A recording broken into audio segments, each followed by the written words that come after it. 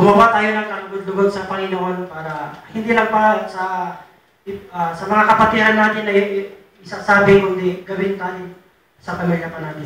Amen. At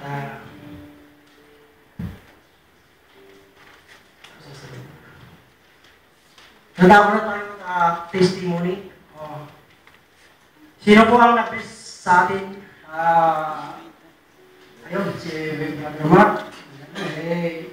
Ayun, ibigay na isa lang yung testimony niya. Siyo. Only one po.